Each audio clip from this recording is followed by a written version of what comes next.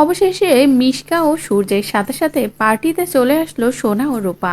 কিন্তু সোনা রূপা ঢোকা মাত্রই কেমন যেন মা মা গন্ধ পাচ্ছিল।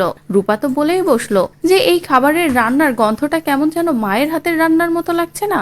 যে কথা শুনে তো সূর্যেরও একটু সন্দেহ হয়, কিন্তু পরেক্ষণে সবাই আবার এটাই ভাবে যে দীপা এখানে কিভাবে আসবে, দীপা এখানে আসতেই পারে না। এরপরেই সকলে ভিতরে ঢোকে সোনা রূপার তবুও মনে হয় যে মা কি এখানে আছে। অন্যদিকে দীপা তো ভিতরে রান্না করতে থাকলে দীপা নিজের মতোই ব্যস্ত থাকে। এরপরে যখনই সকলের খাবারের আয়োজন শুরু করা হয়, সকলে খাবার খেতে বসে, তখনই সূর্য ও মিশকায় আগে খাবার খেতে বসে। এদিকে সোনার মাথায় তো ওই একটা কথাই চলছিল যে দিদি ভাই কি বলেছে, মিশকার বাড়াবাড়ির কারণেই নাকি তার বাবা মা এক হতে পারছে না। আর এটা মনে করেই সোনার রূপার সাথে প্ল্যান করে ফেলে মিশকার খাবারে ঝাল মেশাতে হবে। আর এটা ভেবেই দুজন মিলে মিশকার খাবারে ঝাল মিশিয়ে দেয়। এরপরে যখনই মিশকা খাবারটা খেতে বসে তখনই মিশকার মাথা ঘুরে যায়। এদিকে সূর্য তো খাবারটা খেয়েই দীপার হাতের স্বাদ পায়, কিন্তু মিশকা ঝালের কারণে এতটাই বাড়াবাড়ি শুরু করে দেয় যে সূর্য ওইদিকে মনোযোগী হতে পারে না। মিশকা শুধু চিৎকার চেঁচামেচি শুরু করে দেয় আর বলে, অনেক ঝাল, আমি খেতে পারছি না, আমি এক্ষুনি এখান থেকে বেরোতে চাই,